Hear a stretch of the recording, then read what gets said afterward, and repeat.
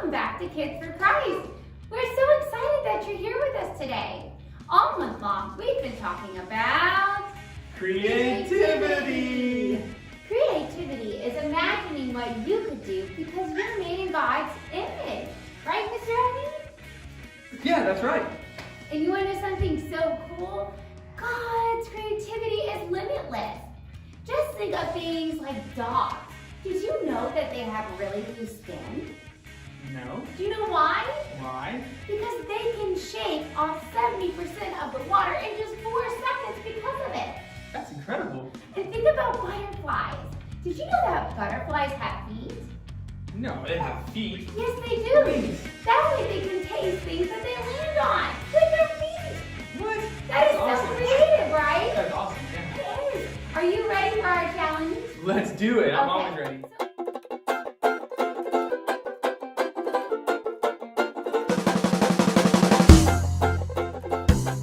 We are going to find things that have one use and think of creative ways that we can use them. Okay. They're kind of like butterflies' feet. Okay. Are you ready? Let's All go. right, friends, go find an object and think of another use for it. Go.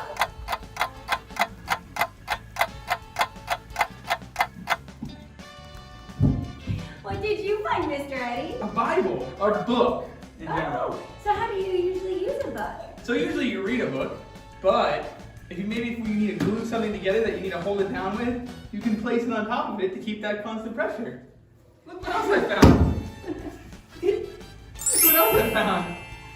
Oh, so it's a baby, and usually babies are made for like snuggling and helping grow. How are you using this baby in a cowgirl house? I don't know. Maybe to teach all our friends at home about kindness and caring for others. Yes, always. I found a plant, which is not a real plant, but it's used as a decoration, and I thought, well, maybe I could use it to scare things away like this.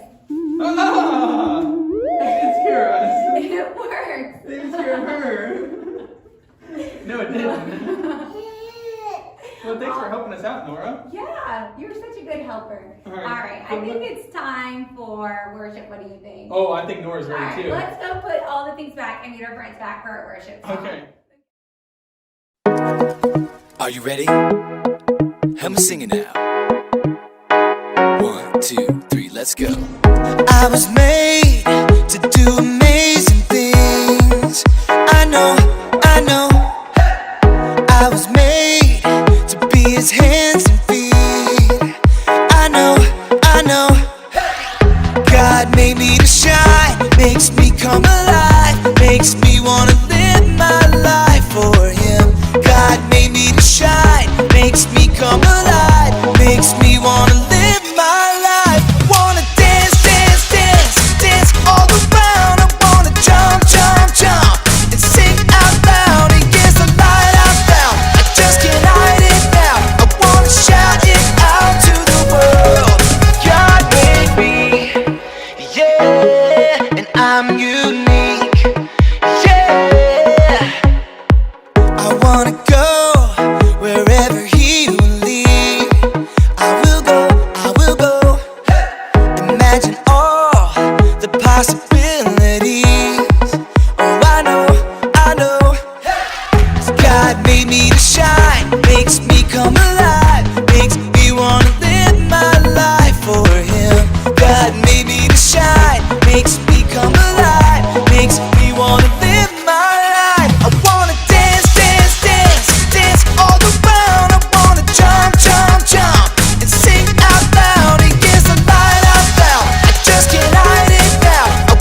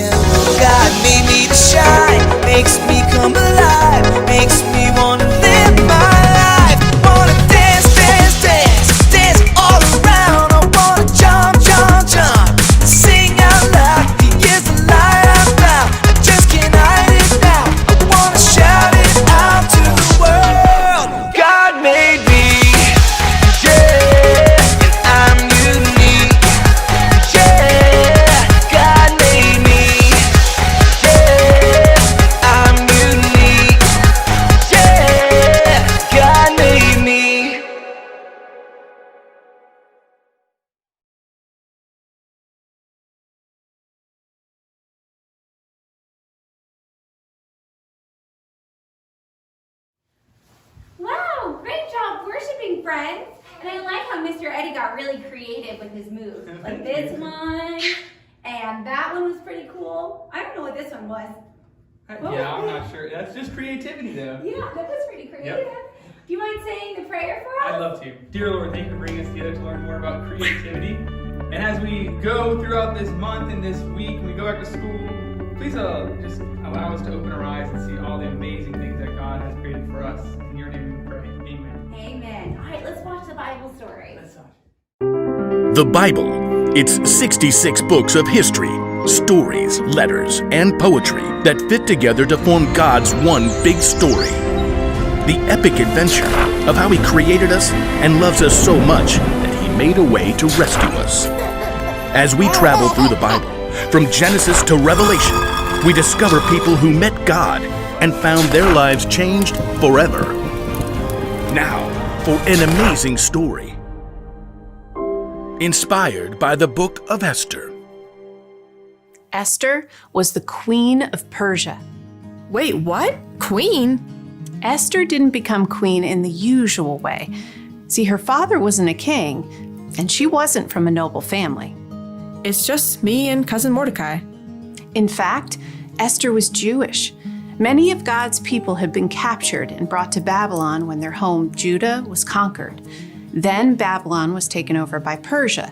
So Esther grew up in a land that wasn't her own. When Esther's parents died, her cousin Mordecai raised her as his very own daughter. Always remember what our scriptures say. Love the Lord your God with all your heart and with all your soul. Love Him with all your strength. One day, a new king named Xerxes came to power in Persia. He was so impulsive that he actually fired his queen Vashti simply for refusing to show up at a wild party. She will never see me again. When Xerxes had finally calmed down, he had realized he now had no queen. I have no queen. He would have to find a new one. I must find a new one. So the king decided to hold a contest. He ordered his officials to gather the most beautiful young women in the land and put them through an entire year of beauty treatments. Esther was one of those girls chosen. Cousin Mordecai, what do I do? Don't tell anyone you're from a Jewish family. I have chosen my new queen. Drum roll. My new queen is Esther. Me? Assume the queenly royal crown. I might have to resize it. Just as Xerxes had so impulsively switched queens, he also promoted a royal official named Haman higher than all of the other nobles in the kingdom. Bow to me, you fools! Haman was delighted when all of the officials outside the palace bowed low before him. When he discovered that Mordecai refused to bow, he was enraged. You have to bow! Somebody make him bow! Haman was so angry. He made a plan to destroy not only Mordecai, but all the Jews in the land. He laid it out for the king. Your Majesty, these Jews live differently than everyone else. They don't obey your laws. Fiddlesticks! That's just wrong. Precisely. Give the order to destroy them. Consider it done. Xerxes agreed to the terrible decree. Messengers took the letter all over the kingdom. Hear ye, hear ye. On the 13th day of the 12th month, all Jews are to be killed. Hear ye, hear ye. When Mordecai and the other Jews discovered the horrible news, they dressed in rough clothing and wept bitterly. Mordecai sent a message to Esther in the palace, telling her what Haman had done. You must ask the king to save our people. Esther was devastated. She sent a response to her cousin. No one can come before the king unless he sends for them. If I do it, I'll die, unless he reaches out his gold scepter to me. Mordecai sent his answer right back. You may not escape, even though you're queen. Who knows? It's possible that you became queen for just a time like this. He's right. Here, tell this to Mordecai.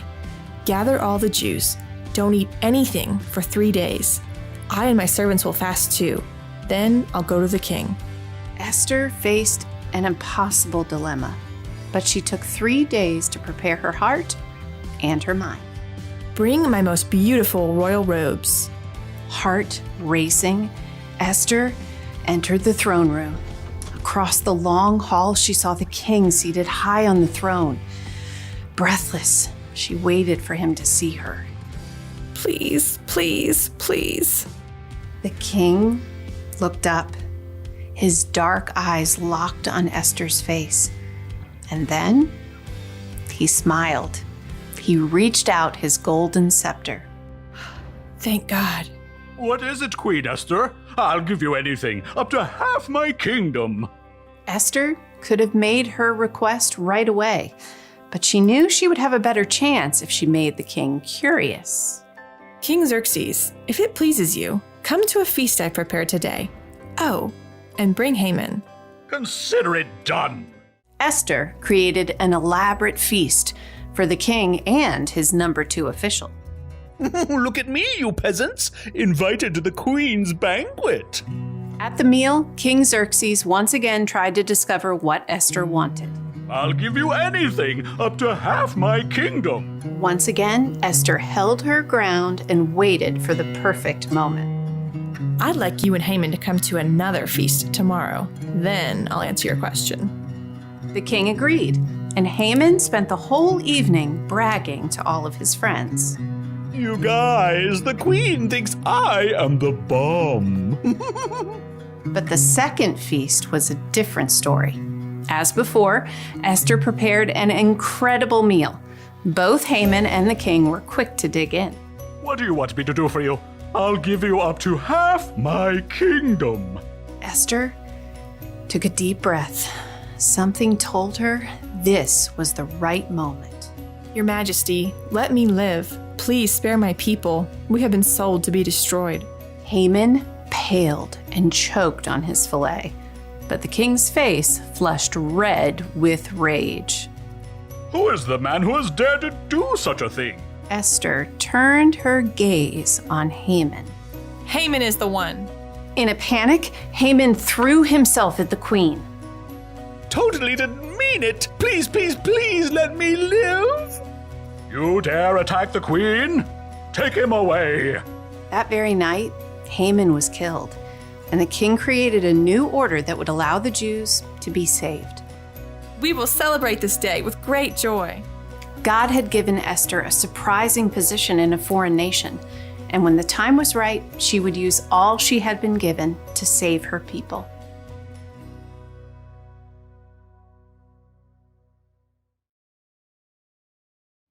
Wow, Mr. Eddie, God created Esther for a purpose.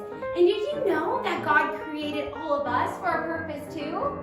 I think I knew that, yeah. Isn't that amazing? That is amazing. And you can spend your whole life searching and learning and digging and praying to find out your special purpose too.